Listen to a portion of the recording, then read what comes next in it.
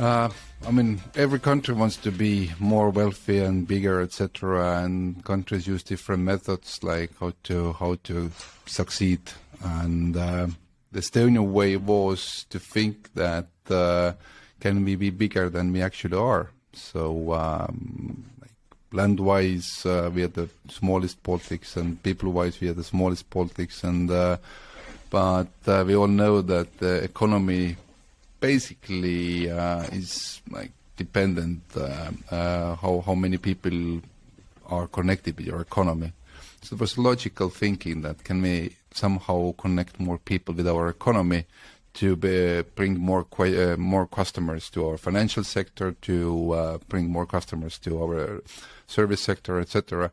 So that was the idea, and Estonia was mature enough to start serving people outside from our own country, because as we are fully capable to serve our diaspora all over the world, then it was a logical question, like, why we only serve Estonians? Why can't we serve like anybody?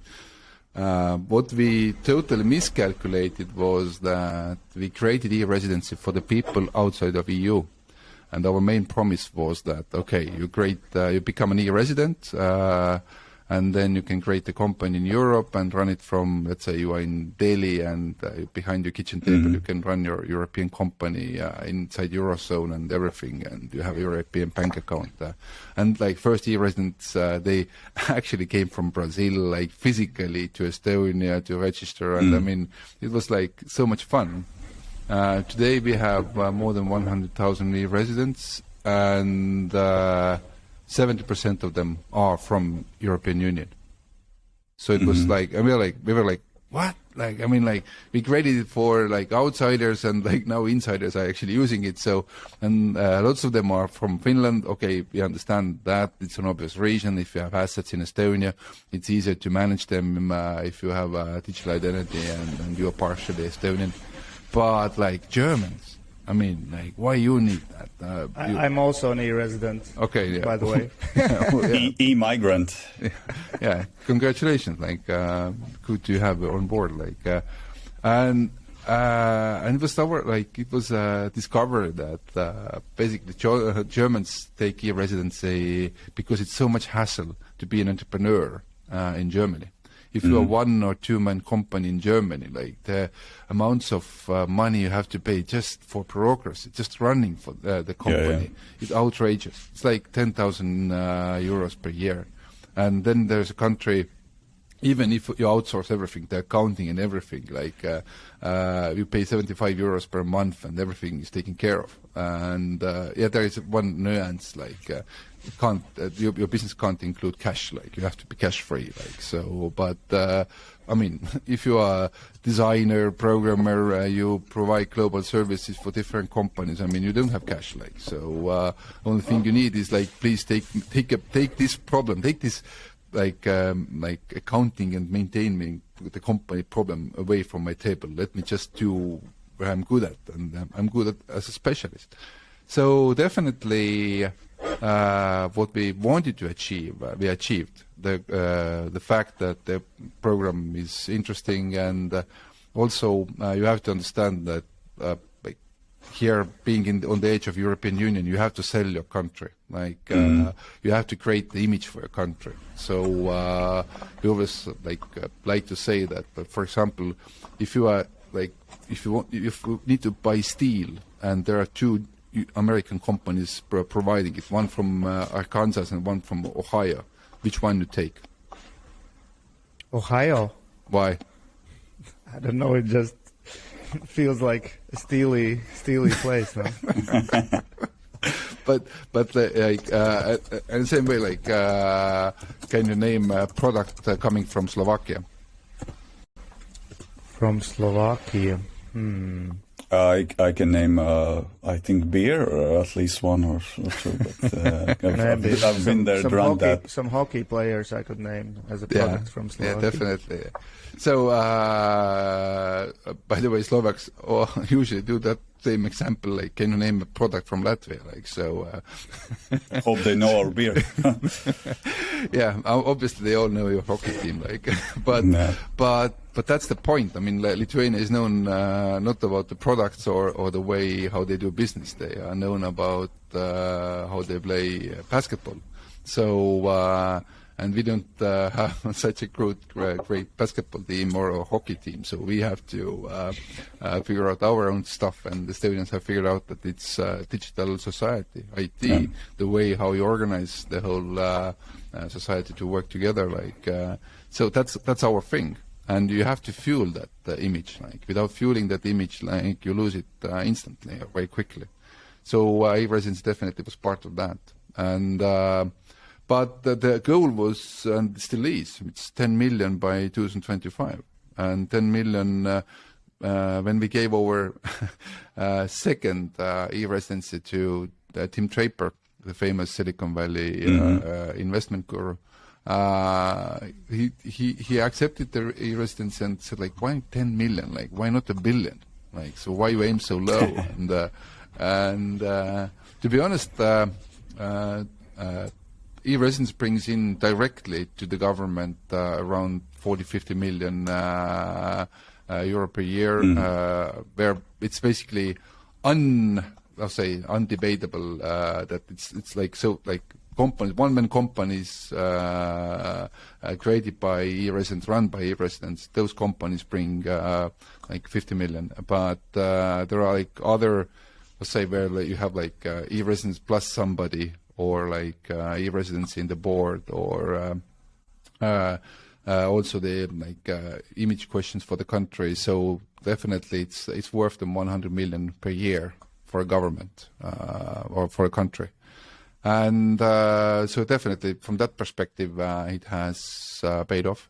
And also what is important, if it would be, it's a profit that I'm talking about, so it's not a revenue. Revenue is higher. So if you talk this, if you have a company with such growing numbers and such a profit, E-residency as a program is a unicorn.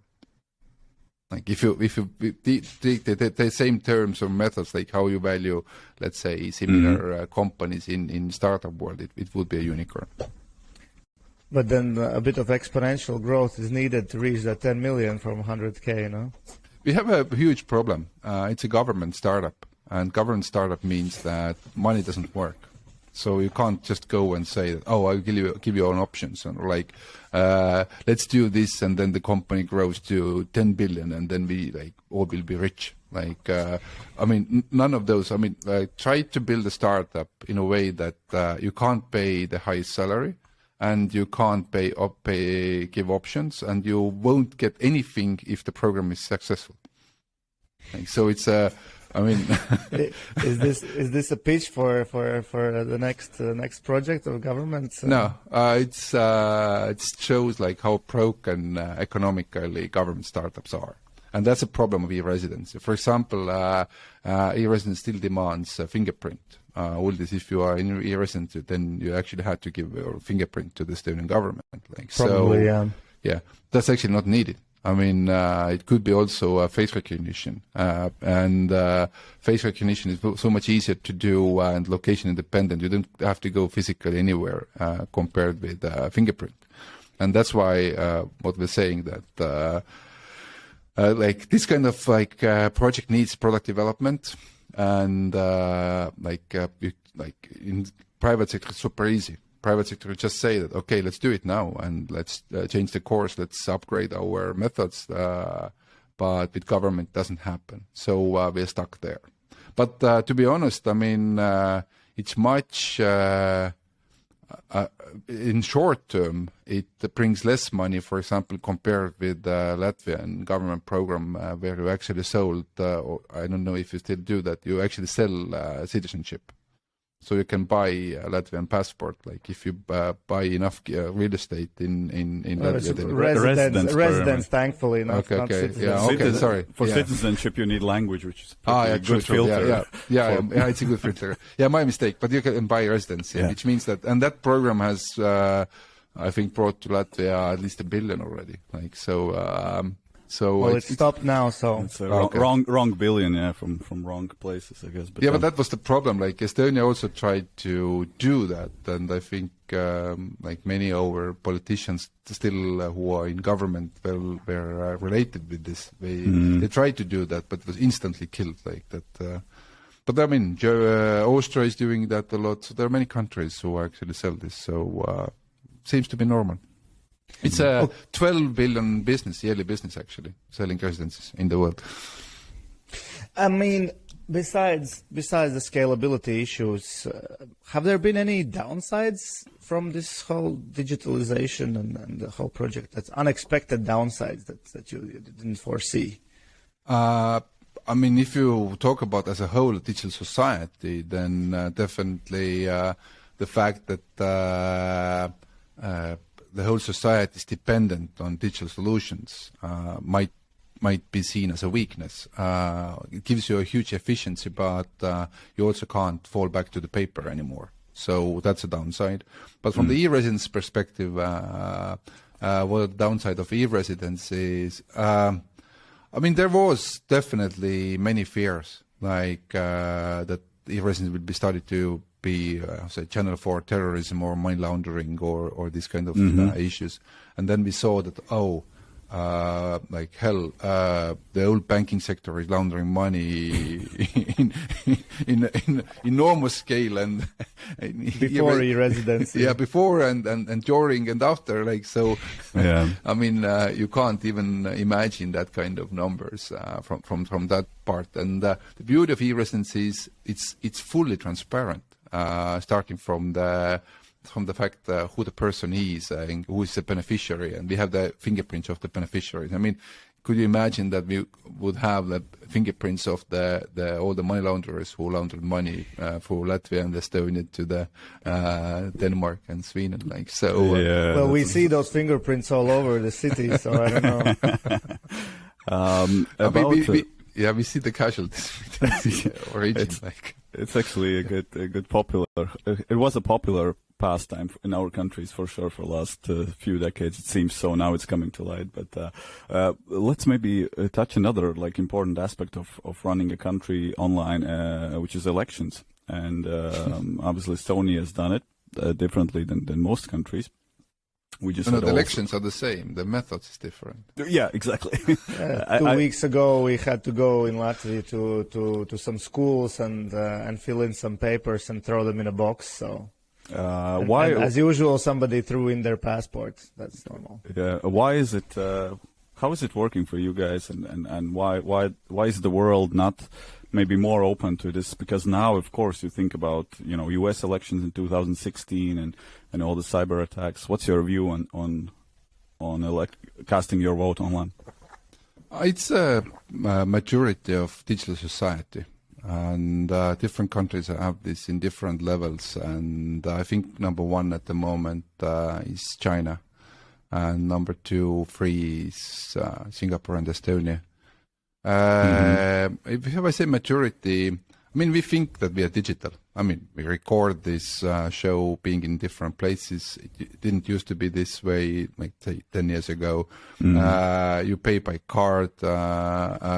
You do using banking apps.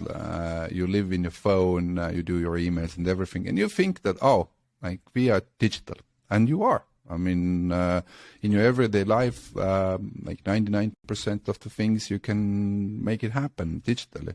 And it's the same kind of maturity in all Western countries and also in East, that we use technology every day. And it's mostly because of the private sector. But digital society is not e-government, and it's not only private sector, it's the mix. So it's the maturity, how technology is embedded in everyday processes. And a very good example is digital signatures.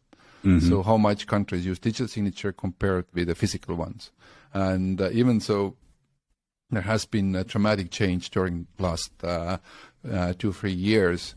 Still, people prefer to sign manually, like physically, and not in Estonia. So we started to use digital signatures in 2002, and it's so much preferred method that I'm already like more than 10 years people can't understand like why you do physical signatures, because then you have to keep that contract in some kind of archive. The archive has to have proper conditions, so the proper cooling, air conditioning, etc. And it's a waste of room that you have to keep and pay for. Like why instead of like putting in a sealed digital envelope and keeping it on the cloud, Estonia has understood that like digital signature is a powerful thing, and when society starts to trust digital signature, they understand that. But like, why I need to go to that school and fill those papers? Like, why filling papers manually is more secure than me voting behind my kitchen table? And that kind of maturity and thinking starts to happen when people realize that actually technology makes their life better. And I mean, Latvia and others just haven't reached that. But which is puzzling to me, because you guys started doing it like 20 years ago. Almost. 2005. 2005, right? Yeah. And I mean, we know our e-signature. It's nothing out of the ordinary. But somehow always these concerns about cybersecurity somehow are bigger than about paper security. So how it can be? It's actually magical, because we have this, this central committee that organizes election. So we trust the people that are counting the papers physically more than we trust some audited, verified, certified IT solutions. But as an IT expert, so can Russia hack Estonian election? I think the answer is if they could, or if they would, we wouldn't have that kind of political situation in Estonia for the last 20 years. So in Estonia, as you know, the capital is owned by Russian support party, and the country is vice versa, have been run by right-wing liberals. So if either way, if it's like two parallel, opposite directions. We actually had the same in Latvia. So if any of those could hack the elections, they would overrule the other party, either in local elections or in a government level. So I think that's the best proof it hasn't been hacked. But the way, Estonia has chosen our way, but there are obviously different methods how to mitigate that risk. For example, you can have, for example, 3 different vote counters. So let's say 3 different organizations are doing counting. Mm-hmm. So even if one is hacked, or you still have 2 others. So you can basically use those kind of blockchain type of thinking here, having independent organizations, and they all have to get the same results. If they don't, we have a problem. So that's how you mitigate those risks. But we are happy with our solution. What about privacy? Have you had concerns about that? Because if we come back to the example of piece of paper in a box, then yes, Latvia knows that I voted, but Latvia doesn't know who I voted for. Well, I told a bunch of people, but if I wouldn't. Again, you have to understand how the elections work. Elections work the same way like voting abroad. So it's the same thing that if you're, let's say, in New York, you go to the Latvian embassy in New York and vote physically there. So how can I be sure? How can you be sure that your vote is not looked at? So it goes to the envelope, you vote, it goes to the envelope, and that envelope is blank. So it's there's nothing inside. And that blank envelope goes to the next envelope, and on that envelope there's your name saying that Uldis has voted. So people know that, okay, Uldis voted, but we don't know what. So they do know Uldis vote. That envelope reaches Latvia, the big envelope is open, then the next envelope without anything, any credentials, have been taken out, and then your vote goes to the box. So that's how it's, I'll say, in physical world, how it's organized, and it's same kind of way in digital format. So you have same questions in a physical world than in a digital world, but they are handled. From the current situation in the world, in our region especially, as an IT expert from your angle, do you see any kind of cyber risks that private companies and startups should be particularly aware of? Meaning, if there's more escalation from Russia, would they start being interested in attacking businesses in Estonia, in Baltics, disrupting something, stealing some data, stealing chaos? Is this a concern for private sector or just government? I think Estonian and also the whole Baltics haven't understood the risk of business secret theft. We don't have too many significant companies in the Baltics to be, worried about. But historically, if you think about the GSM was created in Finland, all the telecom super knowledge came from Finland and Sweden. Obviously, they were under heavy attacking to understand their patents, understand the technology, etc. So if you do something super cool, I don't know, superconductors or any high science related topics, you have to be especially careful about business espionage, definitely. About overall hacking, Estonia we have taken an approach that everything is hackable. So you have to be ready that, okay, you have lost now one register, for example, and then if it's hacked, how you operate, how to continue operate. And that's why Estonia has this highly distributed architecture where to get a meaningful set of data, you actually have to hack different registries, which makes your attack much more expensive and pointless. The same message I think I have for the private sector. Definitely everybody is eager to collect as much data as possible from the customers, from the partners, etc. Don't do that. Keep the minimum. And for example, it's an interesting question that if you are, let's say, a car repair institution, do you actually need customer name? Do you need to know customer name? Okay, you need to know that, but that you need to keep that in your database instead of having, let's say, a connection with unique identifier from the population registry that you don't store any personal data, for example.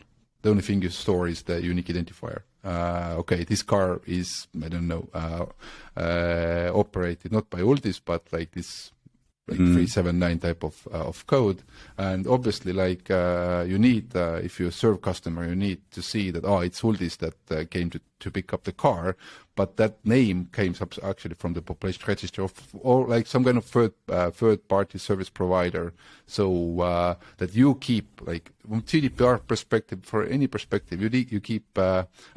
If you don't have secret, it's easier to protect your system. So it's a different kind of thinking that you only, for example, keep the information that is heavily related to your business and, let's say, was created in your business. For example, what happened with that car, when it was last serviced.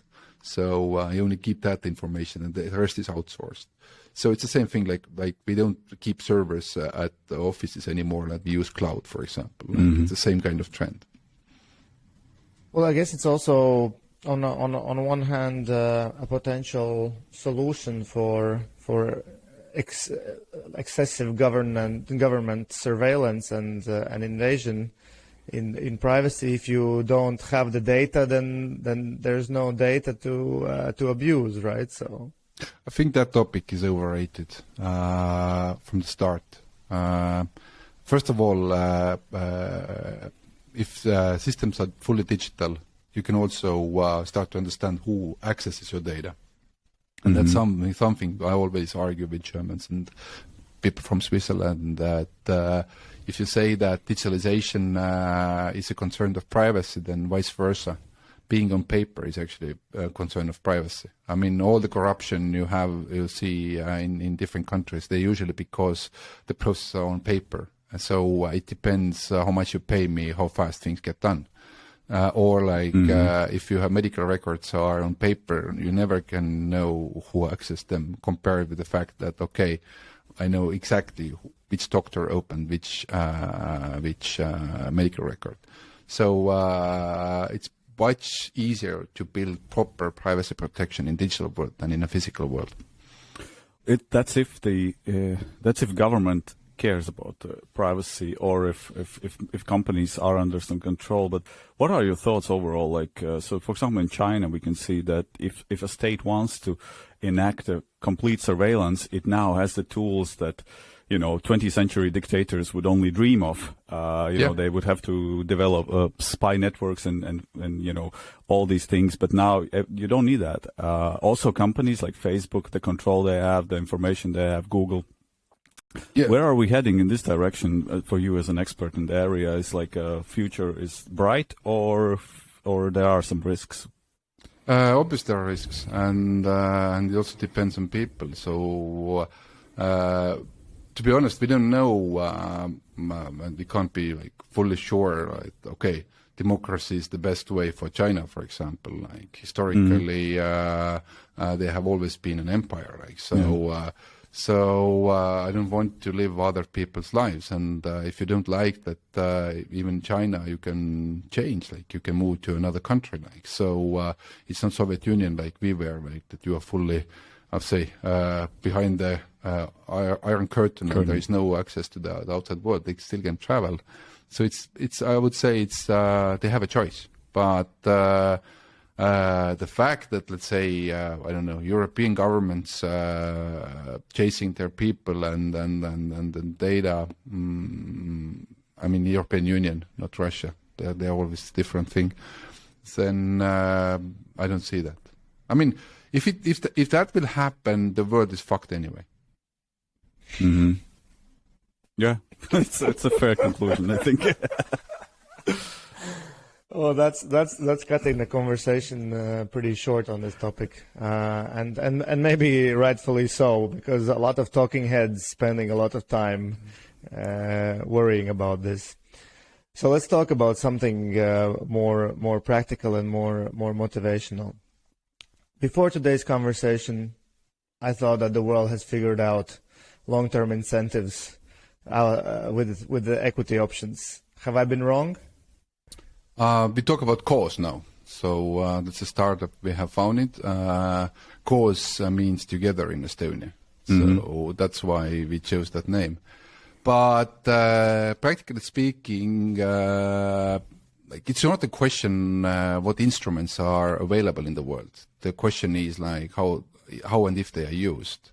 So the problem I saw I'm a serial entrepreneur, so all my life as an engineer I have built companies, IT solutions, more than 25 years. And having a 40 plus angel portfolio myself, I saw this thing that the equity of the company, or let's say the future outcome of the company, is always shared only with three groups. So founders founding a company, investors, they buy their shares, and the employees get the options. All this you just mentioned, the equity options. But companies are not built only by these three groups. So in every company, you need energy to build a company. You have the founders' energy, you have investors' money to buy energy, and you have your employees' energy. But you need early adopters, you need influencers, you need customers, you need people who help you anyhow. And the question is can I somehow share my future with them also? And options are basically shares of the company in the end of the day. And if you have thousands of helpers, let's say you want to work with your community and you want to build a successful company and you want to give back to the community, then having like thousands of people in your cap table in the end of the day, it's not a good solution. I mean, like how you organize your shareholders meeting. Like, I don't know, you don't have a big enough arena in Riga even, like not talking even about Estonia, like, so, and you have to invite them, you have to count their votes, etc. It's a mess. It's a huge bureaucracy. So, you have like two goals. One goal is that I want to share my success with my community, and the community can grow and like in any minute. And I want to do it in a least bureaucracy, like in a very efficient way. And we couldn't find a solution for that in the market, and that's why we started Koos. I give a very practical example. It's Figma just sold themselves to Adobe, 20 billion exit. So, and in every press release they mentioned that Figma was built by his community. We listened to our community. For the first 4 years we were zero revenue. We just listened what needs to be better in the product, and we did it better.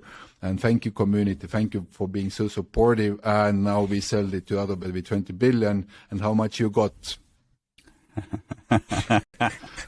I mean, zero, like Barranca, or like what's the proper word for this audience, like. So, which means that it's like good words, but where are your actions? And like things come to this part of the world later than they come to other parts of the world. Let's say, in digital society, we can brag that we are mature. But for example, in green tech, or like how the people see climate, the old Baltics, we are way behind Germany, for example. The way how those people think, and okay, we can, in large scale, they're industrial and etc. Like they're not green at all, but in everyday life, how people choose, how much they value knowing that okay, this product is CO2 positive, or like how they. I mean, we just had a Plural meeting in Paris. And people in Berlin went back by train, even it was 8 hours, not like flying, because like the thinking is different. And the same kind of thinking is different. We already see in US and in UK and Western Europe, where companies truly start to think that, I mean, like if I do a 20 billion exit, like why not to give 1 billion to the community? That type of thinking. So I give back to the community. I give back to the people with whom I truly built this company, and it's a new type of thinking. And I mean, like I don't know, like Uldis and Janis, you look so young. I don't know. You were born already in independent Latvia, or like you were born in Soviet time? Born back in the USSR. Okay, so you should have this socialism in your blood, like so. Of course, which means that we all remember that if everybody owns everything, it doesn't work. So it's a broken model. So socialism is a broken model. We all know that. But and I truly like capitalism, and I think capitalism is the way to go. But the question is like, is there something better than capitalism? And that's what we challenge in Koos. So you mentioned Spotify in the beginning, that okay, you can listen or like podcast to Spotify. Yeah, it's a great platform. Everybody uses it. But have you ever thought like how much Spotify is beneficial for the artists? Let's say if you take like, I don't know, Brainstorm, like you have the Latvian famous band, like how much money they actually earn from Spotify? Pennies. I think one of the best was, The Onion, the humor magazine, and they had this article that Spotify celebrates first $100 paid to artists after 10 years or something. Yeah. I mean, it's not funny. We have our Brainstorm level bands in Estonia. Okay, like maybe not so internationally famous, but they have earned 150 euros during 7 years. Which means that Spotify is not the revenue stream for an artist. On the same time, without artists, Spotify is nothing. Do you agree? I mean, yeah, the course, podcast they're still there. Like we are doing this for free. We're so artists as well. Yeah, true. Like so, but for us, it's like I mean, like if it wasn't Spotify, we wouldn't be heard at all. Like yeah, it's good. Like let it be there. But Spotify without artists is nothing. Zero. Nicht. So my point is that the method, the capitalist method that Spotify uses and has, is actually not. I'll say it's good for them. It's good for investors, but it's not not good for the content creators. And you obviously start thinking that can there be a better solution somehow? And you understand it's difficult, and you just you just can't pay to crappy artists millions. Obviously that's not the model. But the question is can there be another dynamic? And take another example. One of our customers is the second largest taxi company here in Estonia, and they all since the beginning they understood that we have to fight against Bolt and Uber. So and if you have 3 taxi companies, back then it was 4. Yandex was also there, but now Yandex is gone. But if you have 4 options to choose, same car, same driver, same quality of the service, which one you take? And it burns down to the question okay, which logo you basically like the most. But what if I give to my community, to my drivers, and to my customers also part of the company. Just if I'm successful, the customers will have a discount in future or cashback, and for the drivers it can be additional revenue, significant revenue. The company also runs in Latvia. It's a force. So, and the owner of the company gives 30% away, 30. So he divides 30% to the community. And that's a new type of thinking. And you don't solve that with equity options. You need more flexible financial instrument there that also can be sold. Options are, let's say, minimum 3 years, for example, etc. And you have to pre-agree them. So they don't work in a way that companies want them to work. So you want a model where a good deed was done and then you compensate. Let's say you referred me a customer and it was successful. So I want to compensate that to you. So I will give you tokens or however cherries or sparks, or how you call them. And when their success happens, then I pay them back and you get your money. But for example, for founders of Figma, besides feeling good about themselves, so what would be the other motivations to have done it in such a way? What is the pitch for the companies here? I mean, the world is so used with free lunches. I mean, if you look at your mailbox, for example, how many emails you got last week? Thank you for visiting our hotel. Can you give us a feedback? Or thank you for using our service. Can you give us a feedback? And they're quite aggressive with those asking these feedbacks. I just counted 1 week. I had 12 emails asking the feedback. And if I spend 10 minutes for every email answering them, it's 2 hours. So 2 hours every week I should basically give companies feedback for nothing. Well, this feedback is super critical for them to get next customer. Exactly. But if it's so fucking super critical, then why it's 0? Yeah. Yeah. So there's no way to compensate, I guess. Exactly. And find the method. So and we want those free lunches, and we need those free lunches from everywhere. But doesn't have to be free. And obviously, you can't just pay for everything because you don't know if you end up with a success or not. And that's why you need something that, okay, you helped me, I give you a token, and if I'm successful, I will buy back that token, and that token price is related directly with my success. And that's a method. So if I'm successful, only then I will pay you. If I'm not successful, I don't pay you. But founders have this illness called founder's amnesia.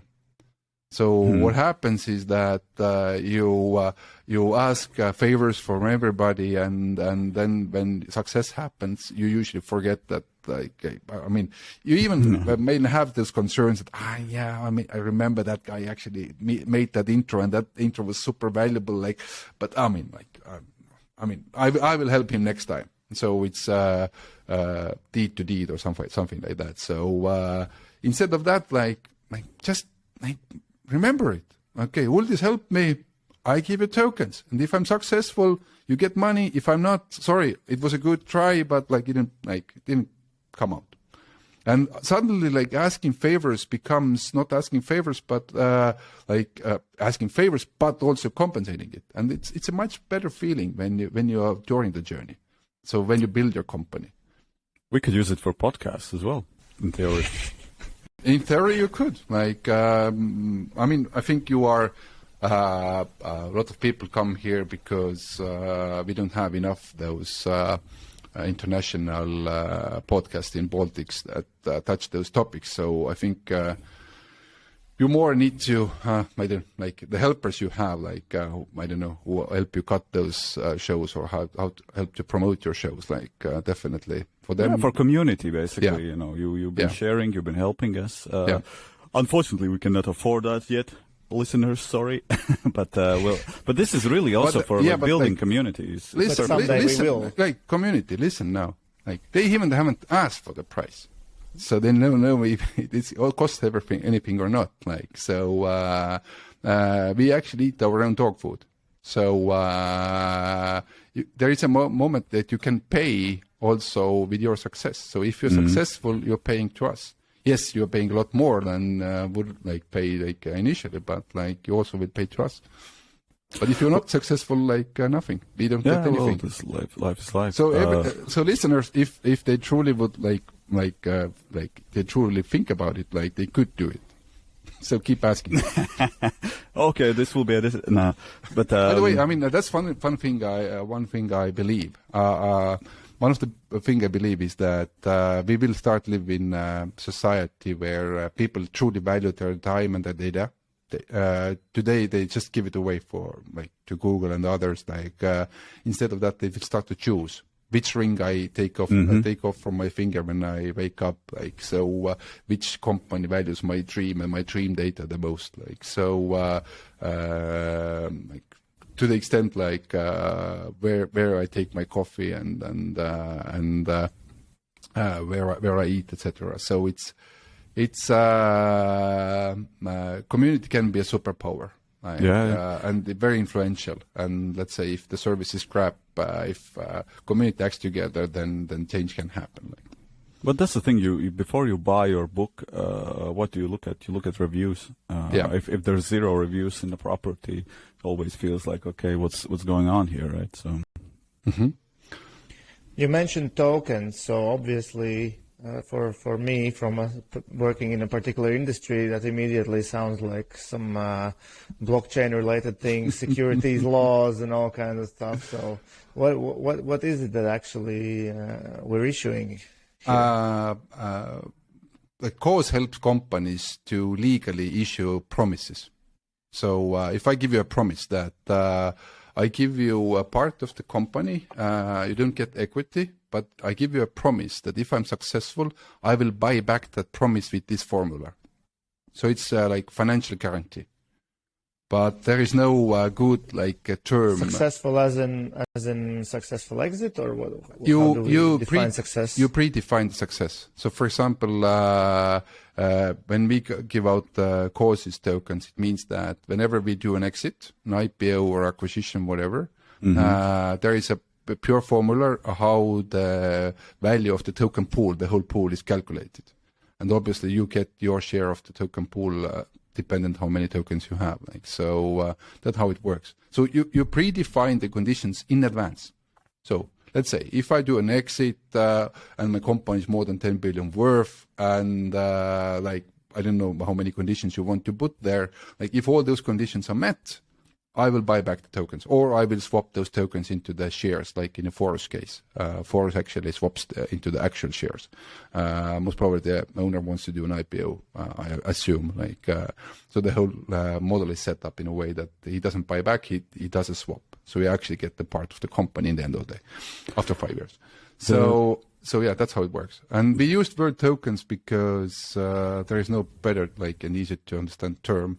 But it's Web 2, not Web 3. So by default, it's Web 2, which means that everybody can become a token holder without doing any digital wallet type of thing. And it's super simple to share them. And if you want to take your tokens to your digital wallet, then you can do that. So its platform is designed to the whole world, and the crypto nerds want to have their part. They can do the extra step. So it has a blockchain backbone also. There's also this thing that we mentioned.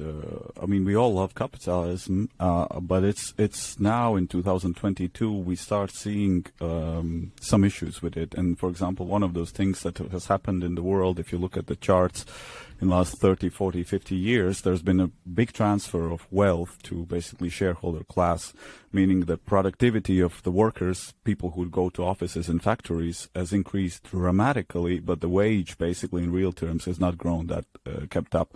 Tech, obviously, sector, different thing, that's different thing. But do you see it also as one method for, larger companies, organizations to maybe step in and compensate more of because this can lead to big problems if we keep doing this, if we keep channeling wealth only to the shareholder class. So this seems like one tool to maybe use in redistributing that in a fair way. You're touching a very right point here. I mean, for example, if you go to Colombia or societies where you have super rich and super poor, it leads to a society of fear.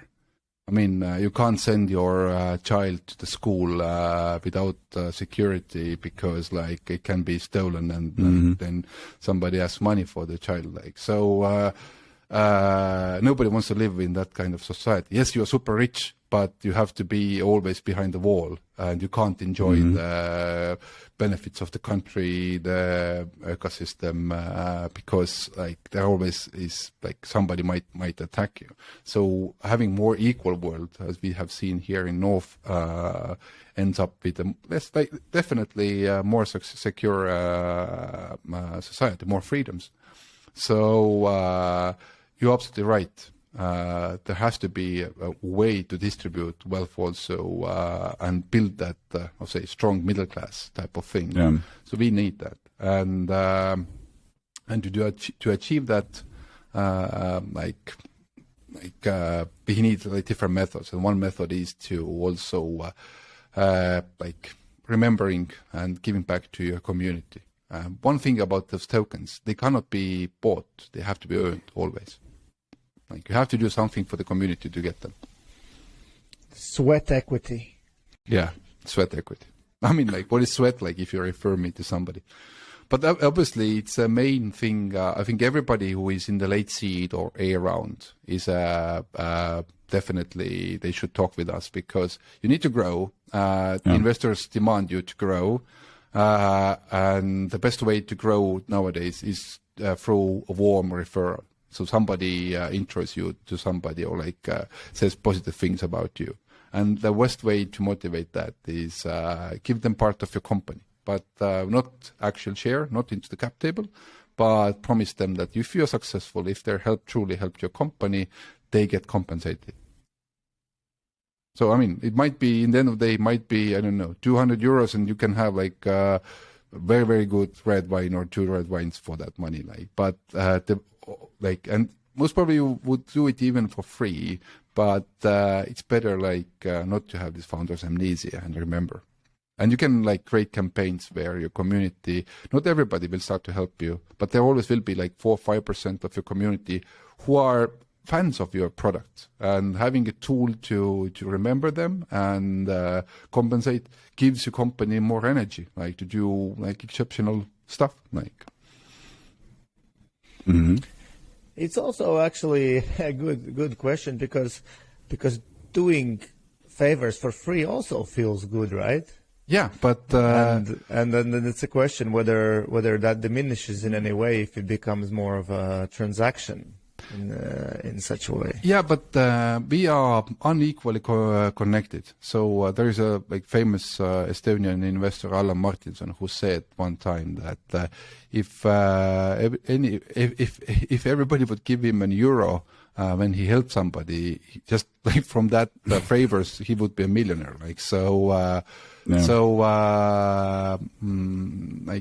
For you, it's easy. Like you will go and phone and ask somebody's help. But we never see how many other people asking from the same person. It might be quite exhausting. And in the end of the day, if you truly need that help, if you truly need the feedback from the customers, you had somebody turning to your support and truly worked with you to your company, you made a mess and now you have to sort it out, and you sort it out with the customer, help to the customer. Why not to remember them? So it's so simple. It's so easy to give. You share your success, and if you're not successful, you don't have any obligation. Actually, first time I thought about this now was every company in their public sort of message out there, they will tell every startup, they will tell we are customer driven. We work with our customers to build our product. We get feedback regularly. And I have never thought putting myself into how much of those customers' time these companies are actually consuming in order to build this product and product market fit. And this time is probably really no, it's at the moment ours. not compensated. Yeah, it's ours. And I don't want to be a revolutionary there and say let's end free lunches. Obviously Uldis is right. Giving back and doing good is great, but sometimes what I encourage here to say is every product, every service has some kind of fans. I mean, even your mother can be a fan, and those fans are willing to do extra, so they are willing to promote. I mean, very good example is Tesla. Tesla doesn't spend any dollars on advertisements. They sell through referrals. They sell through Elon Musk's personality. They have great marketing, but they don't spend on, let's say, TV advertisements. They don't spend on that. So they actually work with the community. Every referral, if I refer to you to buy Tesla, I get $1,000 and you can get $1,000. But if you are a startup or you enter into a new market, you don't have that $1,000. So can I just remember your effort? And if it's a success in a new market, or if I'm successful with my startup, only then I pay. So that's what we bring to the table. And I think it's also a very big difference if we talk about getting favors from another tech entrepreneur / investor / millionaire.